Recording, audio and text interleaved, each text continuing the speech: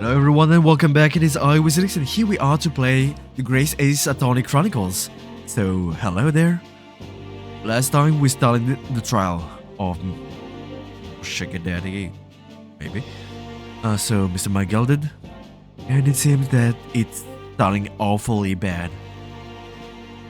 Already, every juror's, well, concluded that for defendants is guilty. And we now need to find a solution to this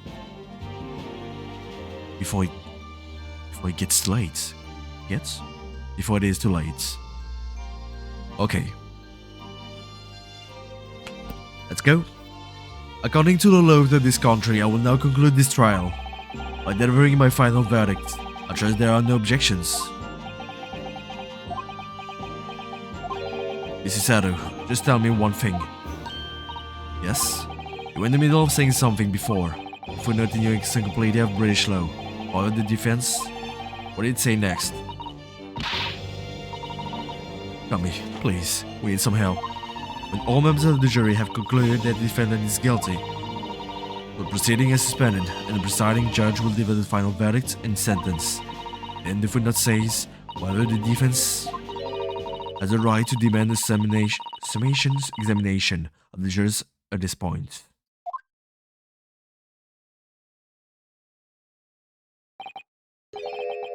A summation examination. A summation examination. From which century has that tome you have there been resurrected? Judging from the binding, I would say that book is at least 50 years old. Any modern text on British law wouldn't even give such an antiquated procedure a mention. It's a relic, long forgotten, and certainly no longer practiced. So you're out of luck. Well, maybe not practiced anymore, but it's still in the law, no? What even is it, Mrs. Sato? This so-called summation examination. One moment, and I'll read about it. What a book! It's everything. You will demand the right to a procedure before you even understand what it entails. I need to.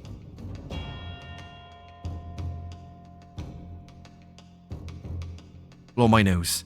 Typical Nipponese. Alright, Mr. Naruto, I think I understand. It seems that under this procedure, we'll be able to appeal to the members of the jury. Do what exactly? Well, to make them change their mind. Reverse the decision, and it says here that if successful, the proceedings of the trial must be resumed. Make them reverse their decisions. As in times gone by, barristers will use a summation examination to attempt to influence the jury's decision. But the procedure became something of formality, with no practical benefit really. It rather fell out of use. I wonder why. Because it was devoid of purpose. Judging just one member of the jury's mind will be hard enough, let alone several. The self-respecting defense barrister will even assert his right to try in this day and age. Still, I don't see any mention of the procedure actually being formally revoked. What are you suggesting? I'm suggesting that although it may be antiquated and largely forgotten, it isn't yet extinct.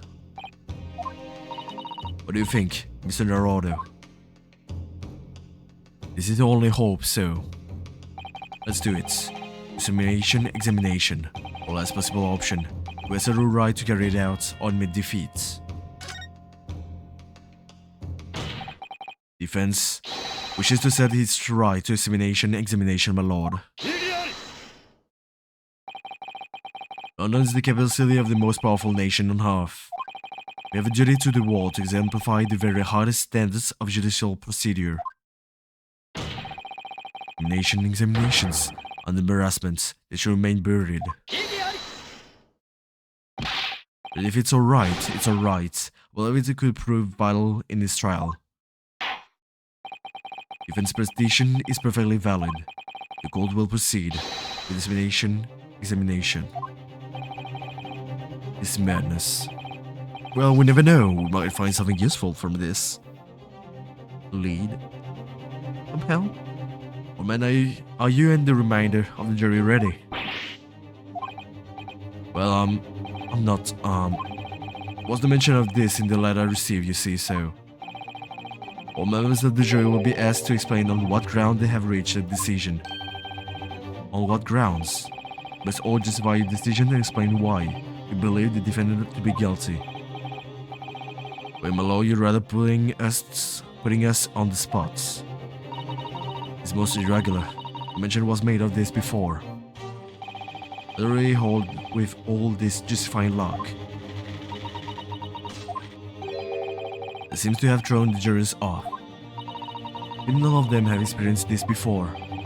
Alright then, dissemination examination. Defense procedure and the practicing lawyer has done it for years, is it? Well, just maybe. It might be the opportunity we've been looking for to turn this trial around. To be it then, ladies and gentlemen of the jury, the court hereby calls upon you to state the grounds on which you find the defendant, Magnus McGelded, guilty of his most serious crime.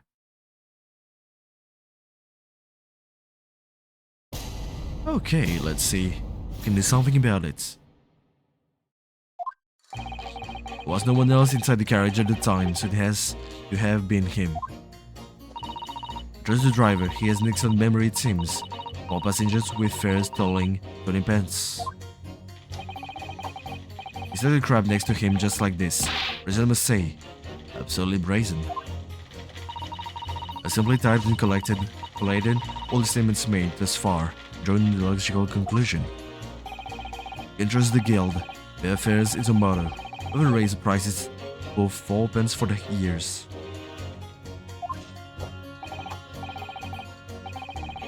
Remember? Are you alright? The scoundrel stabbing that poor man on the floor. It beggars belief. I was like to wish I hadn't pushed for this now. Some of the jurors don't seem to have wonderfully formed arguments though, do they? Let's see what we can do. We need to get 6 people to change their minds. I have to throw everything I can at them and use some very persuasive language. Just a moment. All 6? According to my book, it's not quite how it works. If I was going to have to throw their icy minds with some heartwarming rhetoric about the defendant. Unfortunately, all the jurors have decided the defendant is guilty, unlikely to heed anything the defense says. But then, reach a conclusion by their own reasoning, you see. The plays will sound like excuses. If I could recall on you, the more you try to pursue them, the more entrenched they may become. And what on earth am I supposed to do? Understanding what I've read about British law, Mr. Narado. Okay, you have any idea how to make this work then? From what I can understand, the key to this procedure is using the jurors' own words to make your arguments. What do you mean? Well, 6 members of the jury are randomly selected members of the public. They appear to present the united fronts, but the truth is, they are complete strangers who just happen to find themselves here, in the courtroom together. That's the way to break them down, you mean? Yes, exactly. We must listen very carefully to what each member of the jury says, and see if we can identify any contrary statements. We then contrast the statements and pit the corresponding jurors against each other.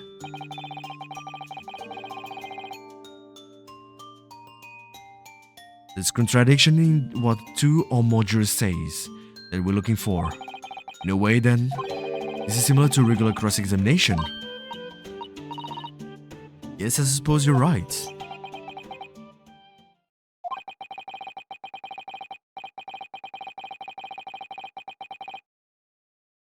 Find contradiction in the statement and pit the jurors against one another to break them down. Alright, I might be able to pull this off. No, that's not right. I have to pull this off. Do we start proceedings, Consul? I will ask you to take the stand for this, expecting a clear and concise rebuttal. Yes, my lord.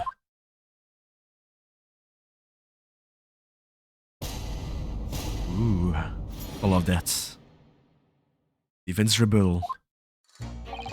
Was no one else? The carriage.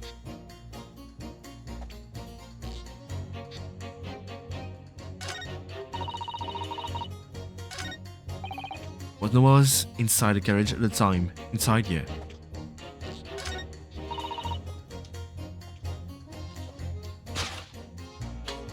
With you.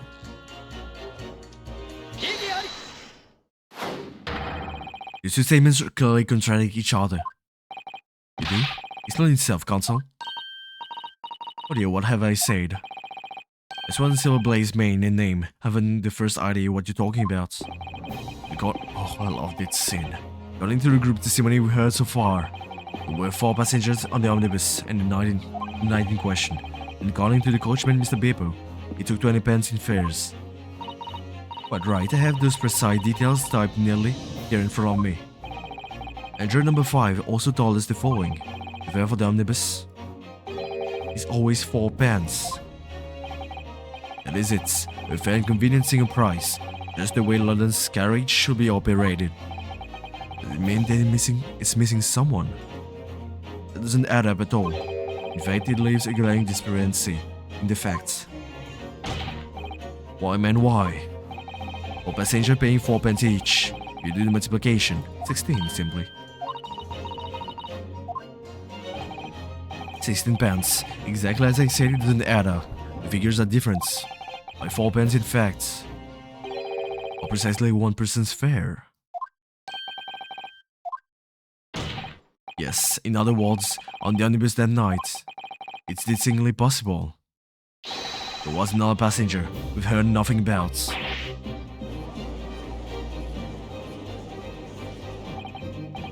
This can't be right. Coachmen of the guild are good, honest men. One and all, trustworthiness is a watchword. The use your coachman claims mostly do not add up. Your watchword, good sir, is a fallacy. Beg your pardon? Mr. Guildmaster, I think you ought to consider that if this trial were to end now, news will surely spread all over London. The news that one of the coachmen tried to hide the fact that he lets nefarious characters ride his omnibus. Alright then, how do I make it so this miserable trial doesn't end?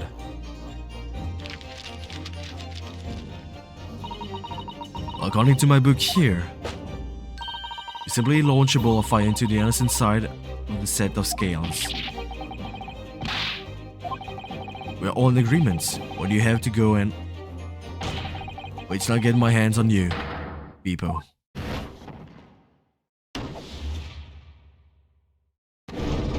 So quickly. Thank you very much. Oh, this is all very irritating.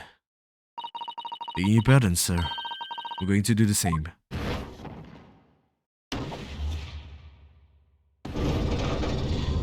We only want statements.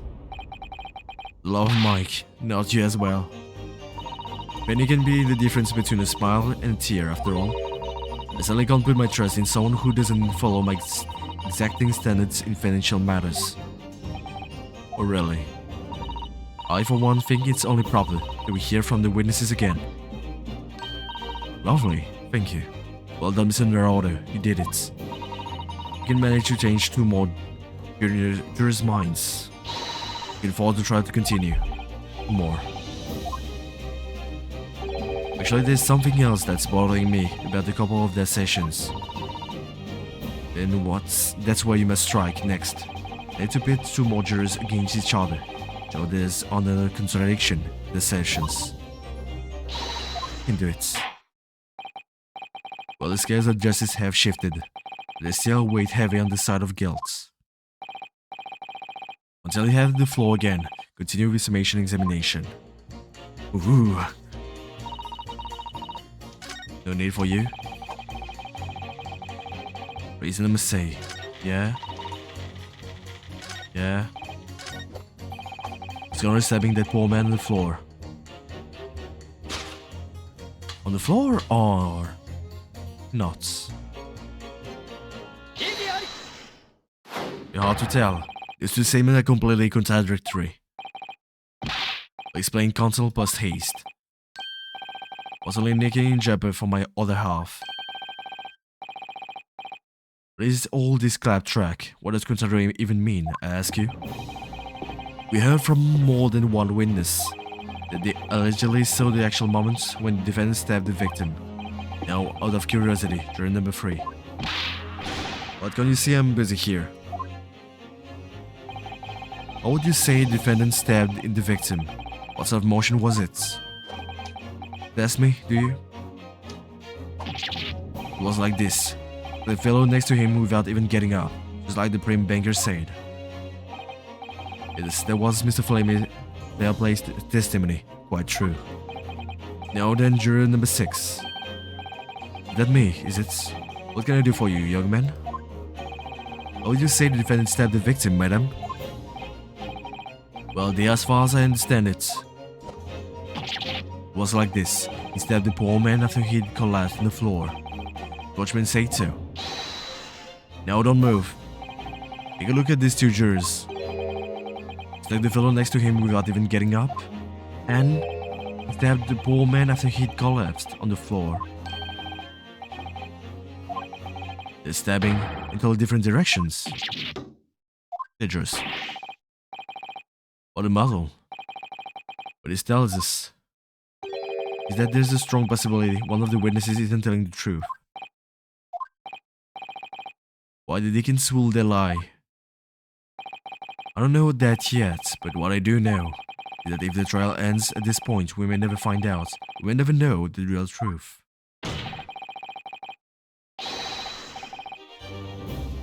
Ladies and gentlemen of the jury, can really let that happen in all good conscience? As you say, oh dear me. I gotta bite people telling lies.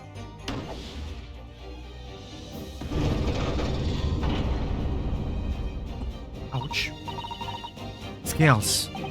I don't believe it. We changed the opinion quite fast.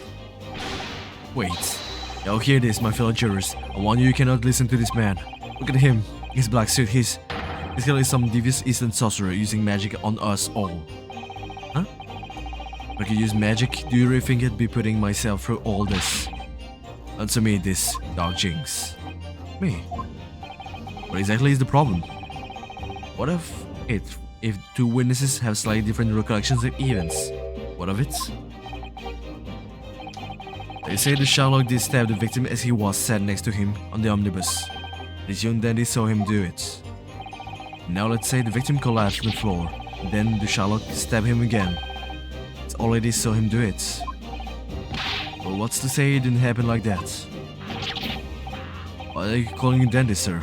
You should take this knife to you. Why are you calling all? Well, why should take this nail to you? What the hell? Ready to kill each other now. It could the foreman of the jury be right? The two witnesses see two different moments of the same crime. It's out of the question.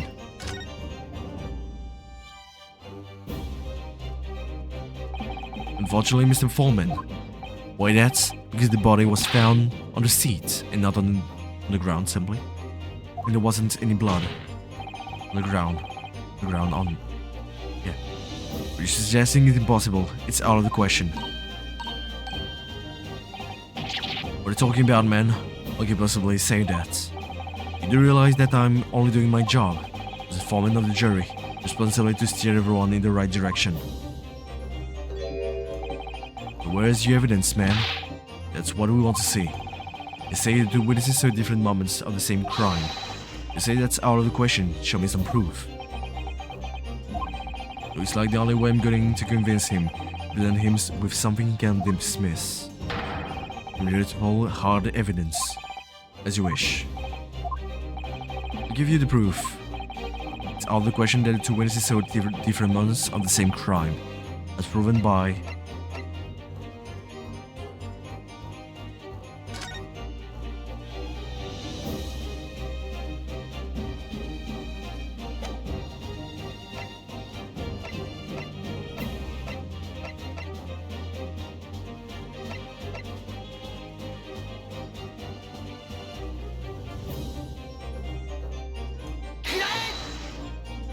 photo. It's a clear piece of evidence. Well, Mr. Foreman. Do you know what they say about me, young man? They say I've got no powers of persuasion. Oh, I see. Huh? I'm sorry to hear that. One will need persuading about this. Even worse than me. Different moments. In other words, the victim was stabbed 2 times. We have evidence that clearly contradicts that possibility.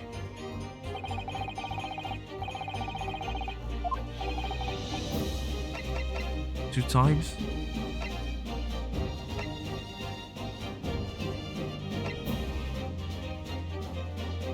The omnibus then?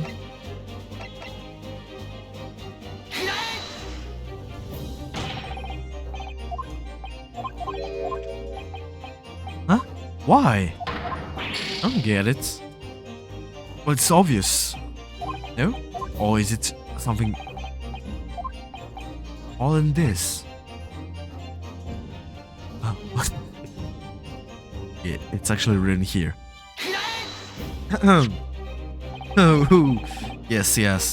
The victim's autopsy reports. According to that, what's written here, Mr. Mason was stabbed in the abdomen. I'll never do another mistake. But what about it? Wink, wink. I hope. Don't want to lose. Only once. Oops. It's quite simple. The victim was stabbed precisely 1 time. Which means these witnesses can't possibly have seen it happen 2 different times. Alright, I can see defeats.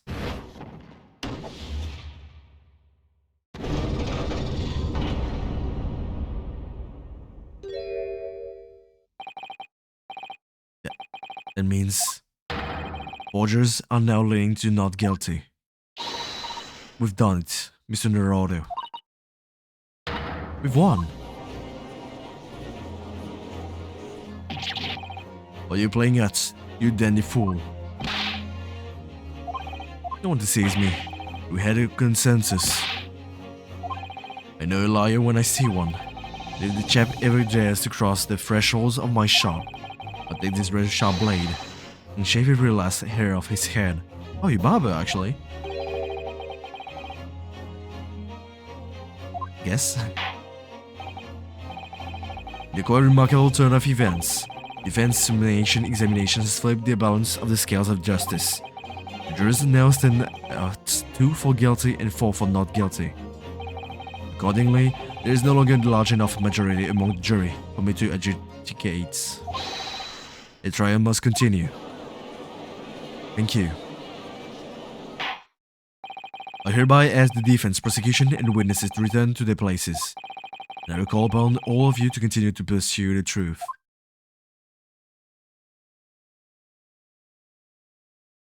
Good job.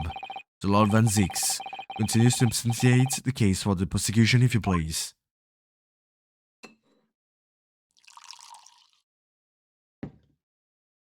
You may be cool, but we did it. You changed the mind very quickly.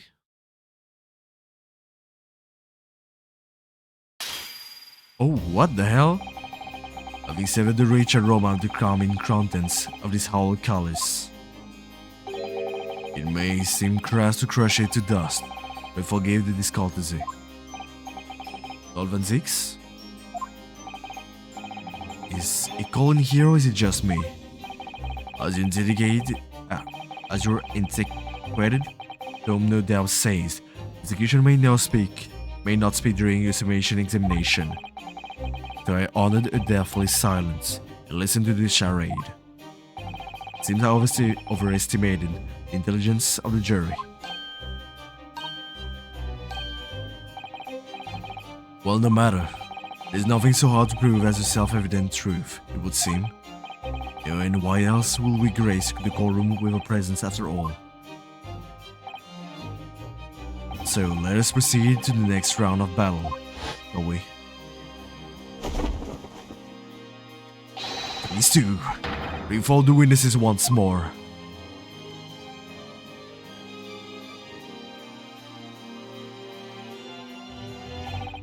Witnesses, as you heard the examination we have just had to endure. Oh yes, sir. That I did, sir. Of course I heard it. Oh yes, sir. I heard it. Lady first.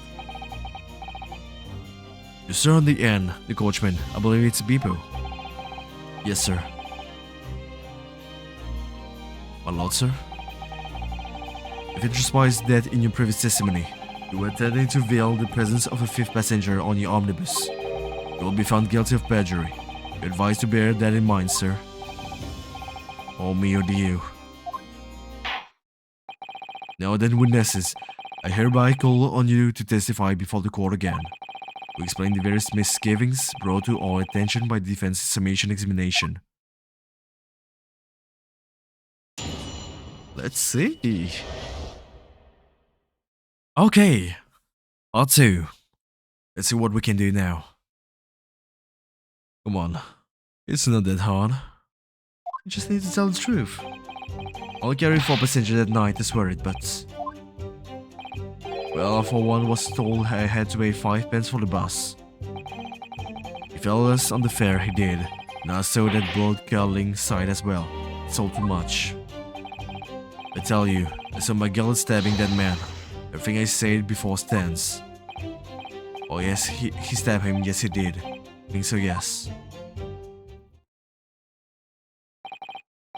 Also make sense of this for me, please. The phantom fifth passenger conjured into existence by my learned instant friend never existed. The conviction has arisen from the coachman's sly little cozenage. People explain yourself. Very sorry, again, master. The guild's fare is 4 pence across the board. You know that. Am I told to understand that you've been overcharging a passenger by a penny of fare? It's cold, and the last run of the day is always half empty. You've been dishonest, coachman. I'm sorry. You're a disgrace, people. A disgrace. Your selfish actions have brought dishonor in the entire guild. If I may, sir, I had to pay 10 pence on the bus just last week. All passengers at 5 pence each. Yes, 20 pence. I've done the arithmetic 10 times already, but I just can't make the result come out differently. Yeah, I guess. Probably he changed. Well, it will appear that one of the aforementioned misgivings has already been explained. The counsel for the defense, you cross-examination if you please. Already had the pleasure of a protracted summation examination today. Do you intend to continue the parallel games? Absolutely.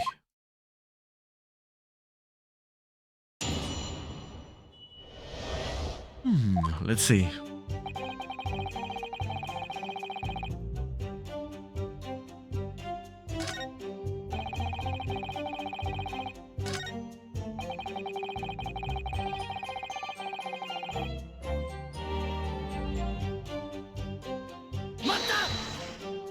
Let's do more about this blood curdling.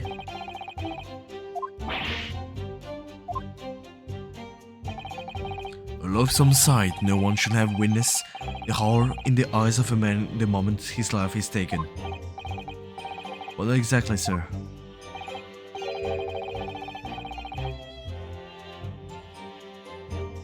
I didn't actually see the exact moment the Jen was stabbed. Huh? Really? We have another witness who did, however. The banker has already testified to it. Mr. First didn't actually see the point at which the victim was killed. It may turn out to be very significant. I heard the banker gent next to me take a sharp intake of breath, see? That's when I looked through the glass. That's when I saw the horrible blade poking out from his belly, all covered in blood. Every time I see a knife, now I can't help screaming even when I'm eating.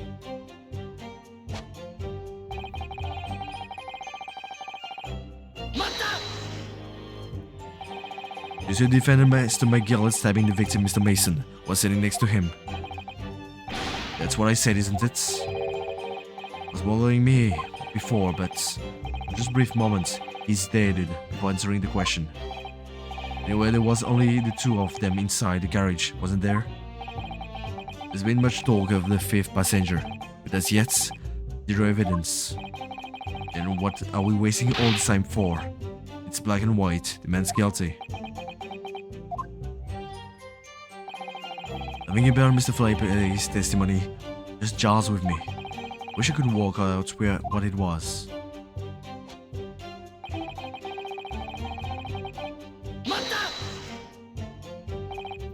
You testified that you saw the moment when the defendant allegedly stabbed the victim, didn't you?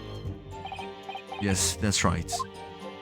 You said the victim was on the floor, described the assailant holding a knife in a nice big grip.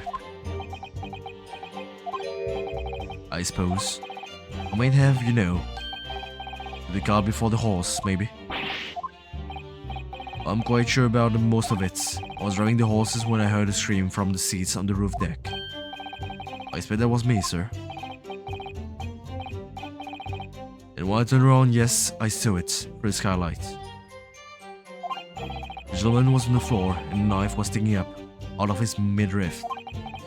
That's right, and the fellow holding the handle was the famous man, yes. But in short, you didn't see the moment when the victim was actually stabbed at all. I really thought that I did, but when I go over it again in my head, no. I suppose I didn't actually see the precise moment of the stabbing, did I? You have something to say? Exactly what I was waiting for. Should stop doing this. Might break something. You have something to say about that, Mr. Fireplay? Now you listen to me. I know what you're thinking. You didn't really see the exact moment the fellow was stabbed. What are the chances of that? Are you asking me or telling me? Being flustered. Might be able to extract some new information from him if I answer him cleverly. Could he have just happened to see the exact moment the crime was committed? No chance.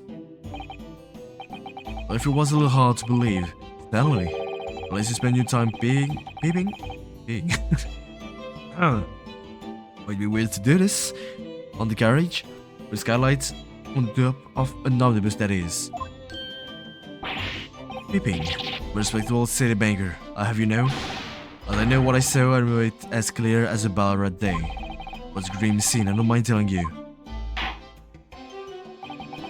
Thank you, Mr. Fairplay. Well, excuse me if I was getting a little hot under the collar there, my lord. I'll ask you to supplement your testimony with a clear statement about what exactly you saw. I can do that alright. I'll tell you just how grim it was. You know I'd forget the sight of those blood-soaked hands after the butcher stabbed the man.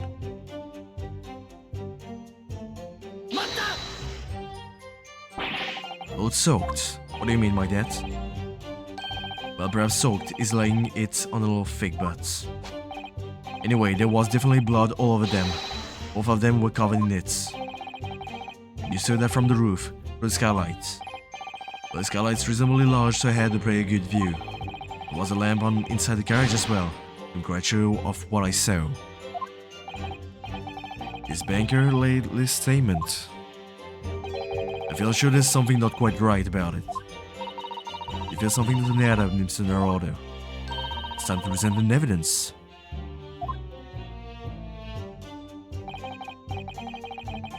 Long ago, this trial very nearly came to an end, and how we've managed to keep our chances alive here. I can't waste this cross-examination. I have to use it. Bring some new facts to light.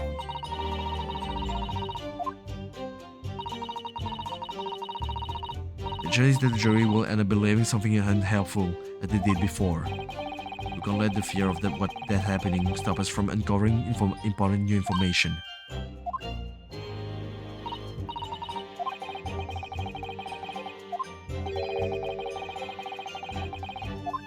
Yeah, I know. Bring this or receive it. Thank you. For the help? No need. Okay, 1, 2, 3, 4, 5, and 6. See him, my dear friend. You can see on those clothes that only one is actually soaked with blood, like you say. Well, I admit that soak might be laying it a little bit thick, but yeah. Was definitely blood all over them, more than they were covered in it. Well, I'm very sorry to disagree, Mr. Fairplay. It's more than a little peculiar. Yeah, the gloves worn by the defendant, Mr. McGelded, on the night in question. Yes, right? There certainly does appear to be a sizable dark-colored stain there. But as I'm sure you can clearly see, it's only on the right-hand glove. Is it good? In short, Mr. Fairplay, the testimony is inconsistent. It can't be right. You the liar here then? That's right, you were quite clear about it. You said yeah, was both hands.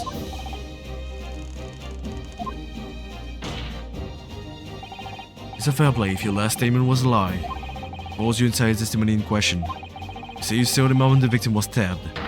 But is that really the truth? Well, was a simple mistake. You can't justify accusing this man of lying.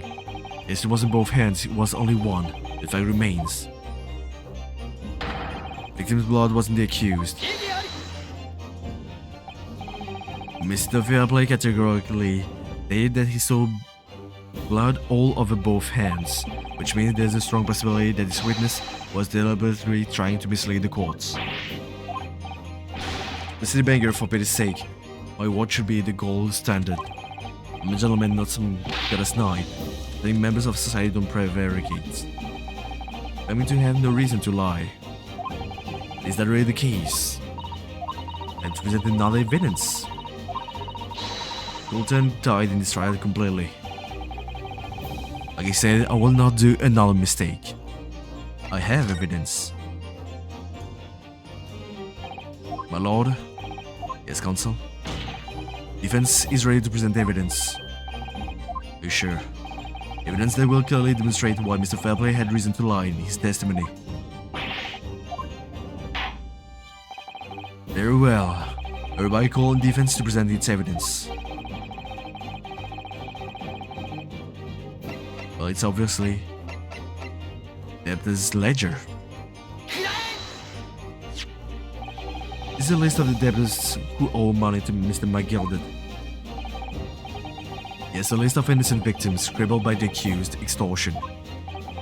Point is, among the names of these debtors is your name, Mr. Bruce Fairplay. Mr. Fairplay, sir, are you currently indebted financially to the accused? Well, it's barely worth it being called debts. Well, according to this ledger, you owe 20 guineas, an inconsiderable sum of money, wouldn't you say? What of it? Let's suppose Mr. McGelded were to be found guilty of murder. What will become of your debt in that case? His argument state that the loan agreement is forged between two individual parties. Therefore, were the creditor defendants here to be sentenced to capital punishments, all outstanding debts which were owed to him will be annulled. It will cease to exist. Simply. Mr. Fairplay, is it not the case that you claim in your testimony to have seen something you never in fact saw? Indeed, this attempt to annul the debt of 20 guineas to the defendants.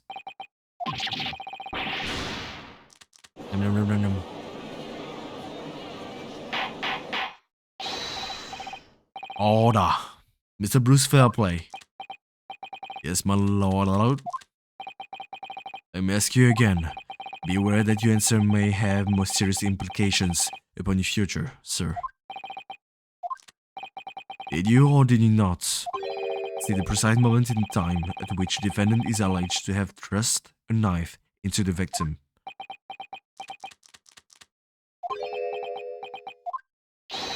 Silence speaks volumes. You did not tell the truth in its testimony. Alright, now let's not make a melodrama out of this. But as I did, I'll state the truth a pinch. A pinch. But it makes no difference. Definitely remember seeing blood on McGelded's hands, both of them. Yet only one of the defendant's gloves, which we have here as evidence, is stained.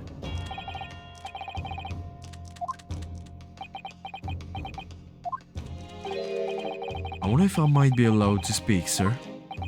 Go ahead, Mr. Frost. Well, the thing is, I think I remember seeing it myself as it happens. Seeing what? Blood, sir. On the silent's hands.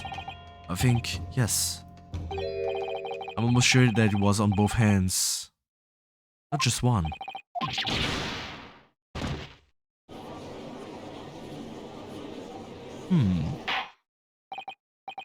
Well, it appears that we're going to need further testimony from all you witnesses. This time, I would like to know precisely what you did and what you did not say. To make myself perfectly clear. It's another order. It's good news. The course of the trial seems to have shifted slightly at least.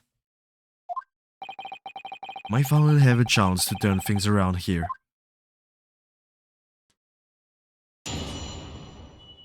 Good thing, good thing. Let's see. Why is it not on both hands?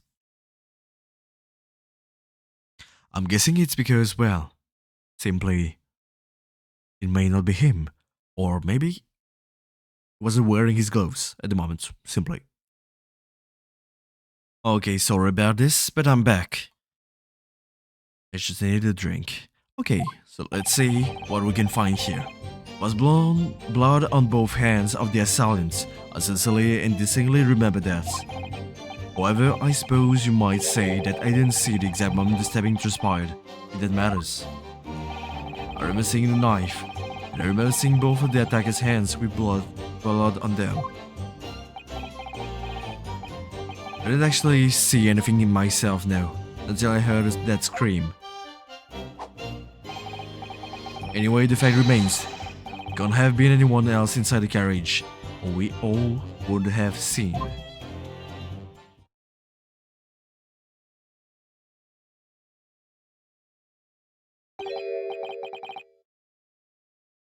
Well, lo and behold, in truth of facts, not one of you was witness to the crucial moment the crime was perpetrated. I apologize, my lord, but honestly, there was no one else inside the carriage. The man's hands were covered in blood. That much incriminating evidence is tantamount to saying we saw the man do it. That's really not what this one is about. Let us examine the interior of the omnibus once more. Victim's fresh blood is clearly visible on the seat, corroborating the witness accounts. In other words, there is no substantial nor significant change in the fact of the case.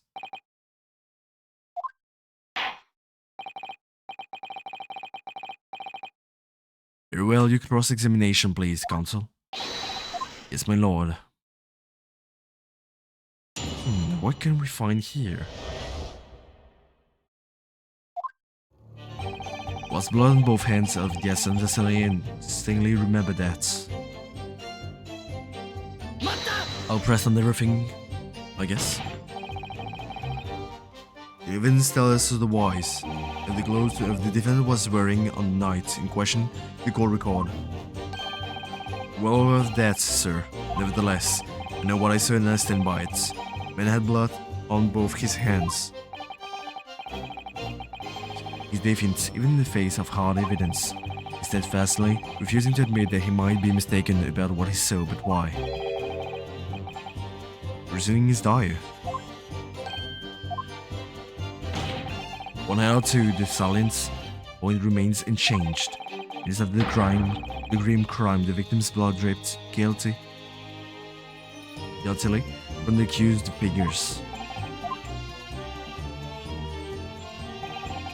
I suppose you might say that I didn't see the exact moment the stabbing transpired. It didn't matter. Try to downplay this. Well, not you saw the exact moment of the crime. It's a matter of fundamental importance, as well you know. Crying out loud, we all know that no one else could possibly have done it. Or just try to save us all some time. Have a loan of 20 guineas or telling with the defender, do you not? You hope to release yourself from that financial burden by ensuring the defendant was found guilty. Well, probably not what I was hoping for.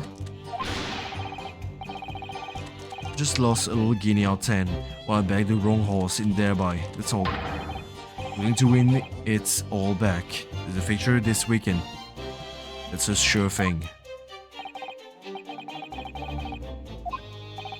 On banker, no one bats an eye if I borrow a little spending money for the weekend. Well, actually, no, yes, no.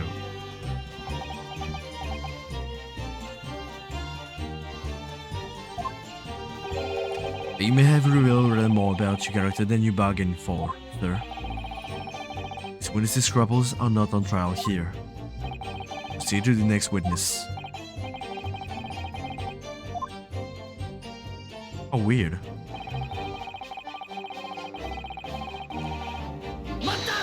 What to do more about it each time? Hopefully so that too. Blood on both hands.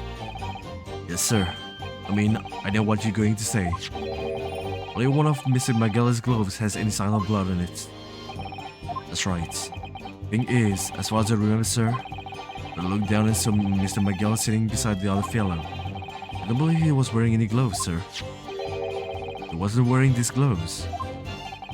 That's correct, sir. I saw the blood on both his bare hands clearly. True that it's the dark color stain, and that leather gloves wouldn't have been easy to see.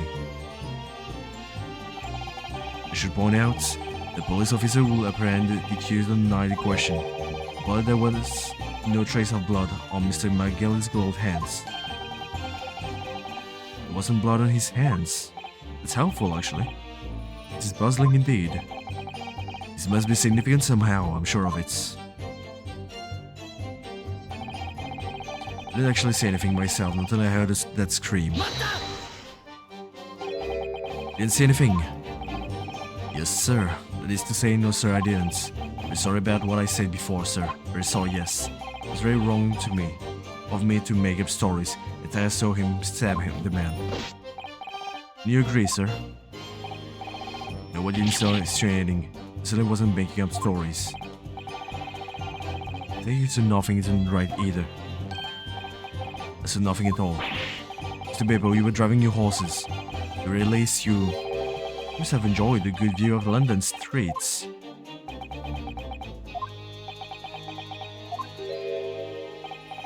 Oh please, you didn't even see that?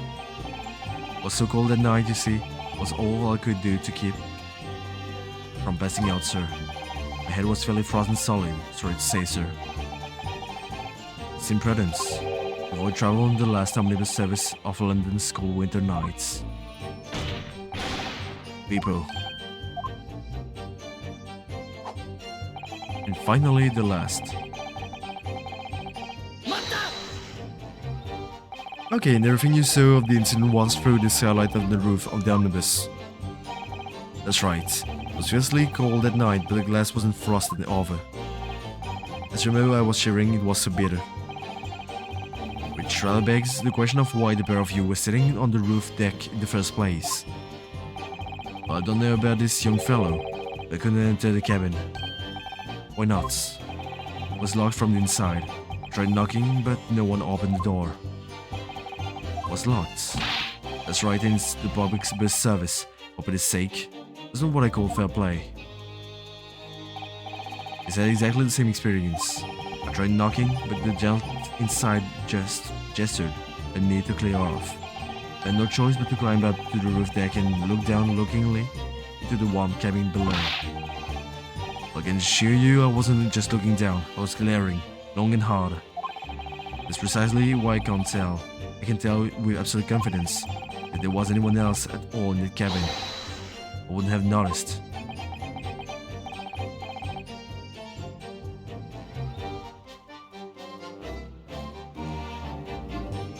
Unequivocal, I would say. Not sure about these two witnesses, but they really have seen everything inside the cabin through the skylight. Allow me to confirm one thing. It's a fair play. You were riding this omnibus. And witness the events in the cabin through the skylight in the floor of the upper deck, is that right? That's right, yes. In that case, there's a portion of the cabin interior that will have been out of sight from you.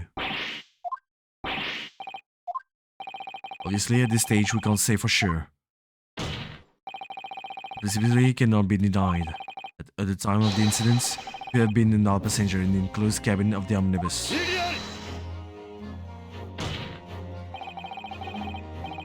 Enough of possible meandering, my Nipponese friend. Prosecution demands that you substantiate your claims. After all, the scene of the crime is here in the flesh. Very well, we'll uphold the prosecution's demand. We'll identify the area of this cross-sectional plan of the omnibus. Exactly in the omnibus are you suggesting that this potential extra passenger could have been situated? Well, here obviously. Both rows of seats on the roof face in the direction of travel, whereas the seats in the enclosed cabin face each other, which means visible part of the cabin which passenger on the roof deck can see through the skylight is either drawn here. That's right, my lord. As you can see, the seat opposite the one on which the victim, his attacker, was sitting is obscured from the view. In other words, if someone has been sitting on that seat, it's quite possible that these witnesses will have been completely unaware of it.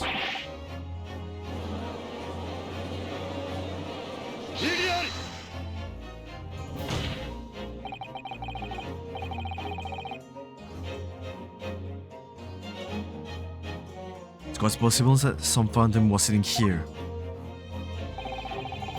Given his heavy foreboding habits, obscuring the truth with ambiguity. Now we'll go. I'll queue with the prosecution general rejoinder. In the British court of law, evidence is paramount. I cannot entertain this conjecture, counsel. That is unless you are able to put a name this mysterious passenger to whom you allude. Can you, Mr. Naruto? Let me see.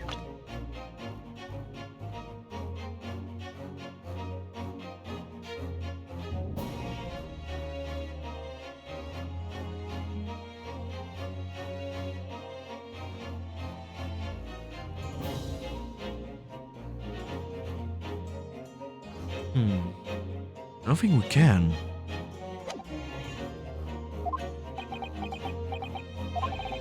Honestly, don't know. Who could it have been? Who could have been in the other seat, which was out of sight from the witness, is on the roof deck?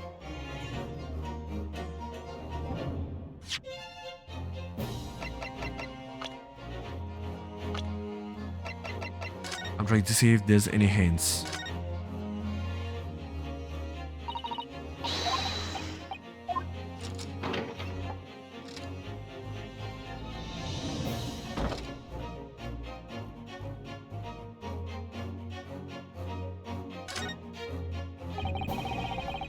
It looks reasonably soft, but it's actually rather hard when you sit on it. Only just wide enough for two gentlemen to sit side by side. Really. Who's an English gentleman will be dressed in such finery? It'd be quite impossible for her to climb up to the roof deck. She will have to be sitting here. The woman in the kimono will have the same problem. Women's clothes are really impractical, aren't they?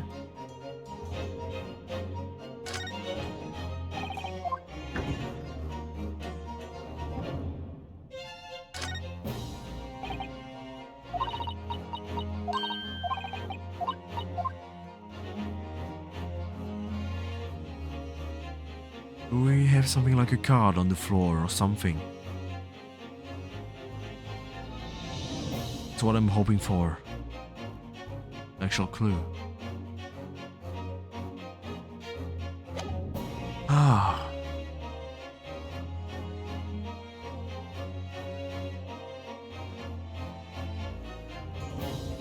I don't know what we can find.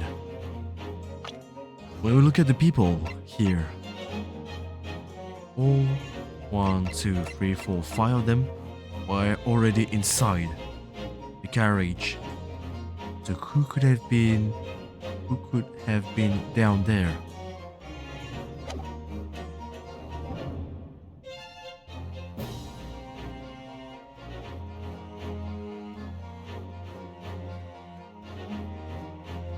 Guess I have an inkling, but honestly, my lord, defense would like to put forward a name.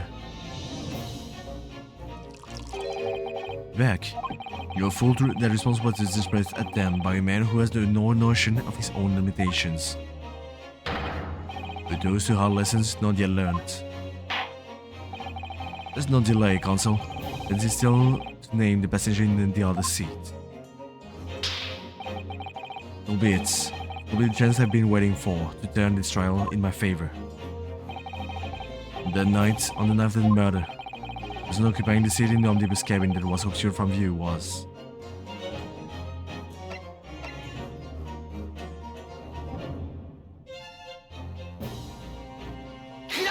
Magnus McGilded, obviously. The passenger in the enclosed cabin that the witness on the roof deck failed to see.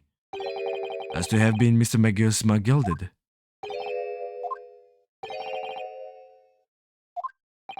Obviously, I'm a bit dumb. What are you talking about, Consul? That is the name of these defendants. Well, if he is not the one who stabbed the victim, then... What the... I know you're cool, but... calm down. If I desecrate this chamber by smashing my whole callus, do forgive the discourtesy. Lord Van Zeeks. What's the bottle? You will talk of those tiny island nations. Oh yeah, blah blah blah. Ill-advisedly. What are you trying to say? And then he explained in terms that even a student of a nautilus backwater such as yourself might understand. When the blood is seen unfolded, the victim and his assailant were sitting side by side. Multiple witnesses have attested to the fact. The premise on which this case is built. The premise may be wrong. The victim already was sitting beside Mr. McGilded. Creates an inconsistency that can't be reconciled in any way. Defendant's close, my lord. Both witnesses made the same testimony. Claimed that there was no blood on both hands of the person sitting next to the victim. It was blood. It was not no.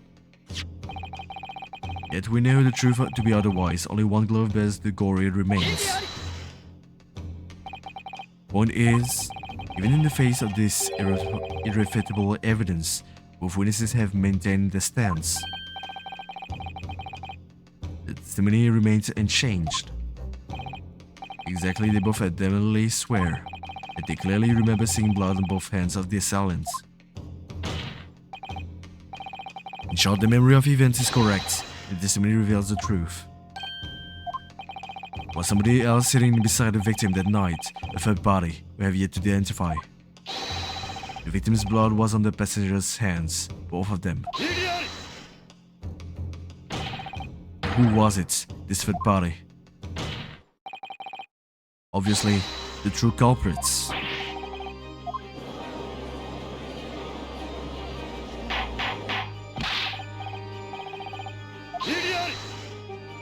Too much objections.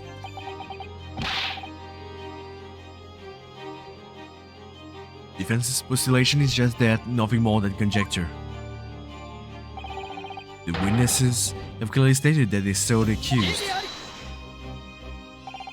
When elaborating on his testimony, Mr. Fairplay said the two of them were wearing hats and couldn't exactly make out their faces. Yes. Some of the heads were obscured by the roof. You could see the rest of them though. Yes, that's right. Both gents were most certainly hatted. Others do tend to notice such things, sir. And what particular styles of hat did the two gentlemen sport, Mr. First?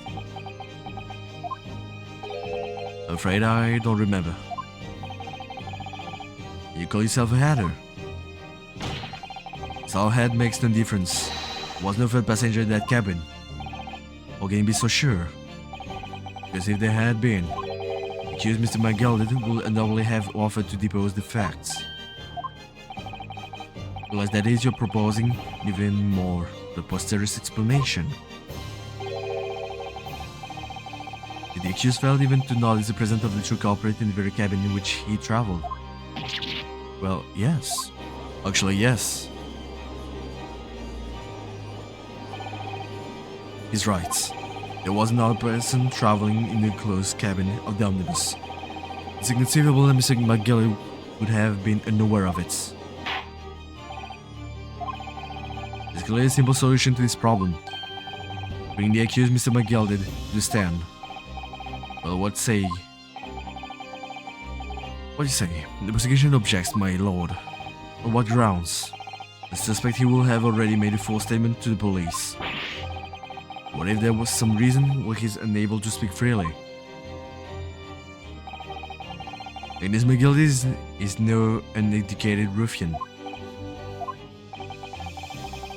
If it indeed turns out the man has been withholding information, you may be sure it will have been a most deliberate act. Also for the defense, that is your opinion? Will we ask Mr. McGill to testify or not?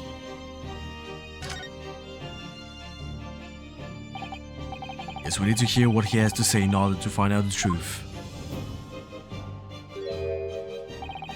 Defense would like to call Mr. McGill to the stand. In that case, I would like to hear the opinion of the jury.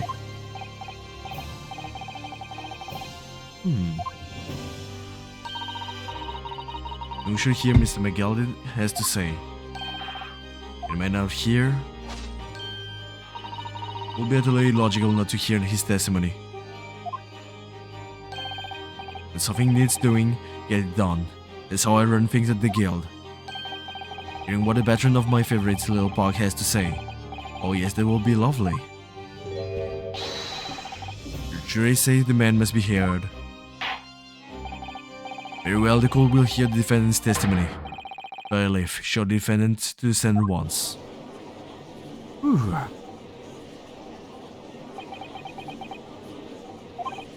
Now maybe what actually happened that night will finally become clear.